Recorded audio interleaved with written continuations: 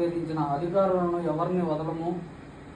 ఒక యాప్ తయారు చేశారంట, అందులో వాళ్ళ పేర్లు ఆధారాలు నమోదు చేయాలంట. దీని మీద మీ అభిప్రాయం ఏంటి? వీళ్ళేంటంటే మొదటి నుంచి కూడా ఎలా కక్ష రాజకీయాలు, ఫ్యాక్షన్ రాజకీయాలు, ఇదే గొడవ, మళ్ళీ చంపడాలు, దానికి ప్రతీకారం, ఇంక ఇదే ఒక్క ఛాన్స్ అన్న ఛాన్స్ని ఉపయోగించుకొని ఒకసారి వచ్చారు, మళ్ళీ రారు.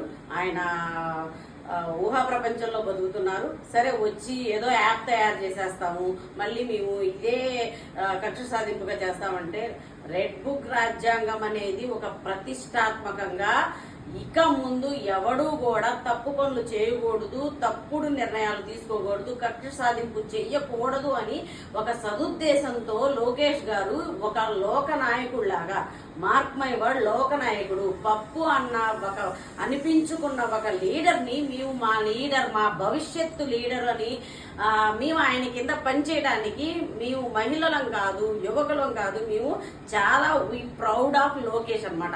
అట్లాంటి వ్యక్తి రెడ్ బుక్ రాజ్యాంగం అని చెప్పి ఆయన తీసుకొచ్చిన పదాన్ని మళ్ళీ ఏదో యాప్లు మీరు చేసేది ఏంటి? టెక్నాలజీని ఉపయోగించడంలో వాట్సాప్లో 200కు పైగా ఈ సేవల్ని డోర్కి ఇస్తున్నారు. మీరు అలాంటి సుపరిపాలనకు ఉపయోగించుకోవాల్సిన దాన్ని ఈ కక్ష రాజకీయాలకి యాప్ ఉపయోగించుకుంటున్నావంటే నీ టెక్నాలజీ, నీ బుద్ధి ఏంటో క్లియర్.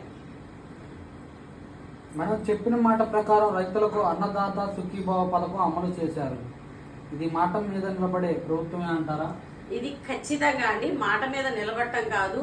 మా చంద్రనికి మొదటి నుంచి కూడా రైతులంటే ఒక అభిమానం ఉంది. ఎందుకంటే ఆయన ఫార్మర్ బేస్ నుంచే వచ్చిన వాళ్ళు. కానీ మధ్యలో టెక్నాలజీ పరంగా మనం 2000 వచ్చినప్పుడు విజన్ 2020 అని ముందు 95 అప్పుడు ఇది తీసుకున్నప్పుడు ఏంటంటే ఒక ఇంత టెక్నాలజీకి ఎక్కువ ఇంపార్టెన్స్ ఇవ్వాల్సి వచ్చినప్పుడు విమర్శలు పాల్గొనేయాలి. ఎందుకంటే మీరు రైతులకి ఇది ఇస్తున్నారు, మీరు అప్పుడు ఎల్నినో ఎఫెక్ట్ వల్ల వర్షాలు రాకపోతే, చంద్రబాబు నాయుడు గారు వస్తే వర్షాలు రావని ఒక చంద్రుడి మీద ఒక మచ్చలాగా వేశారే తప్పించి అవి నీలాప నిందల్లే అని నిరూపించుకోవడానికి తర్వాత శాస్త్రవేత్తలు కూడా చెప్పారు ఎల్నినో ప్రభావం మాత్రమే వర్షాలు పడలేదు అని చెప్పి.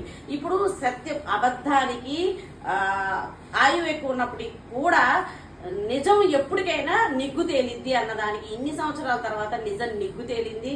దట్టు మా చంద్రబాబు నాయుడు గారు మచ్చలేని మహారాజుగా నిలబడ్డారు. ఇప్పుడు రైతులకి కూడా, ఎందుకంటే కరోనా టైంలో కూడా బయటకు వచ్చి మనకు అన్నం పెట్టడానికి వర్క్ చేసి కూడా ఏంటంటే బయటకు వచ్చి చనిపోయిన రైతు మనం ఎవరూ చూడలేదండి. దట్ ఈజ్ రైతు అండి. ఆయన నిజంగా ఆ టైంలో కూడా ఇంత కష్టపడి మనందరికీ అన్నం పెట్టిన రైతులకి ఇలా ఉదారంగా ఇప్పుడు కేవలం పెన్షన్లకి ఎట్ ఏ టైం 2000 పెంచడం అంటే యావత్ దేశం మొత్తం మీద కూడా ఇంత ఎక్కువ మొత్తంలో పెన్షన్ విధానం లేదు. 1000 ఇవ్వండి, 2000 ఇవ్వండి అని అడుక్కున్న పరిస్థితుల్లో అసలు ఇంటికి వచ్చి 4000, 6000, 10,000, 15,000 వాళ్ళ స్థాయిని బట్టి, నీడ్స్ని బట్టి ప్రతి వ్యక్తిని ఇవేంటి వృద్ధాప్య పెన్షన్ ఒకటే కాదండి, విడో పెన్షన్ అని మళ్ళీ వాళ్ళకి చేయూతనివ్వటానికి ఎన్నో రకాల పథకాలను ప్రవేశపెట్టడంతో రైతులని పక్కన పెట్టకుండా ఇచ్చిన మాటను నిలబెట్టుకొని 20,000 రూపాయలు ఇవ్వటం అనేది చాలా హర్షణీయం అండి. అది ఈ కలామిటీస్ వచ్చినప్పుడు 100% ప్రకృతిని మనం డిసైడ్ చేయలేము. అలాంటప్పుడు ఇది వాళ్ళకి చాలా యూస్ఫుల్ ఉంటుంది. మేడం, విశాఖపట్నంలో ఉన్న భూముల్ని చంద్రబాబు, లోకేష్ ఫారిన్ కంపెనీలకు అమ్మేస్తున్నారని వైసీపీ నేతలు అంటున్నారు. దీనికి మీరు ఏకీభవిస్తారా?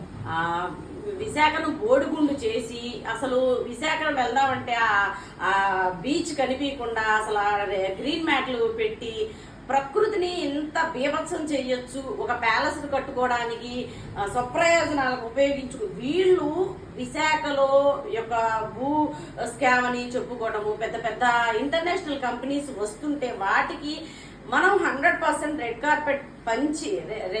కార్పెట్ పరిచి మనము పెద్ద ఇంటర్నేషనల్ కంపెనీల్ని రావాలి అని చెప్పి అన్ని రాష్ట్రాలు అనుకుంటున్నాయి. అట్ ద సేమ్ టైం ఇలాంటి వాటిని ఇంటర్నేషనల్ గా అట్రాక్ట్ చేయడంలో for the first time one and only CM మన చంద్రబాబు నాయుడు గారు. దేశవ్యాప్తం మొత్తం కదా ఫస్ట్ సీఎం కి ఇంత. ఇప్పుడు ఒకటే చెప్తానండి, ఇప్పుడు టిఎన్ శేషన్ గారు ఎలక్షన్ కమిషన్ చైర్మన్ ఉన్నప్పుడు ఆయన సత్తా చూపించాడు. అట్లాగా వన్ అండ్ ఓన్లీ సీఎం మన చంద్రబాబు నాయుడు గారు ఒక సీఎం లెవెల్లో జాతీయ నాయకుడిలాగా అంతర్జాతీయ నాయకులతో కాన్సర్ట్ అన్ని తీసుకొని వాళ్ళతో సమ్మిట్స్ పెట్టుకునే స్థాయి ఒక సీఎం స్థాయి ఉన్న వ్యక్తి చేయగలిగారంటే that is the global leader. అతని గ్లోరీ నవ్వుతున్న భవిష్యత్తుని అవకాశాలు రావచ్చు ఇప్పుడు రాజకీయాల్లో కూర్చోవటము, ఇప్పుడు సీఎంగా కొంతమంది అవకాశం వచ్చినప్పుడు ఎక్కువ సార్లు గెలిచి ఉండొచ్చు, గెలిపోవచ్చు. ఆయనకున్న కెపాసిటీకి అప్రతిహతంగా రెగ్యులర్ గా రావాలి.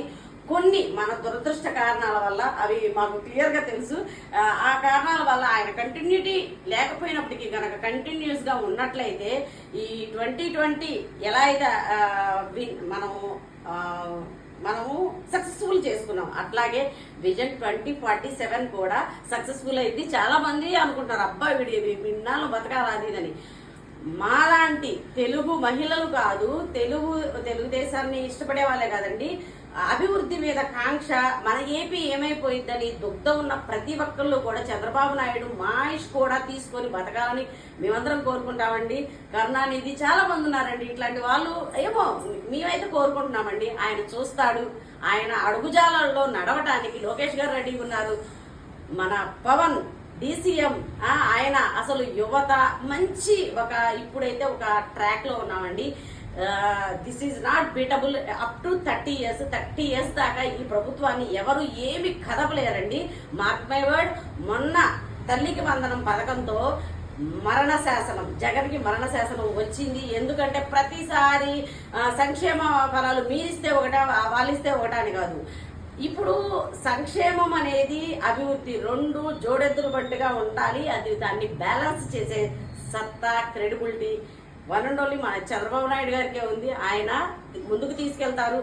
అసలు మా నాయకులు ఎవరండి? అసలు ఒక్కసారి ఒక్కొక్క స్టేట్ లో మీరు చూడండి, ఒక్కొక్క జిల్లాలో మన మహానాడు పెట్టిన కడప ఎంపీ కానీ ఎమ్మెల్యేలు కానీ ఒక్కలే కాదండి, మా పెమ్మసాని గారు.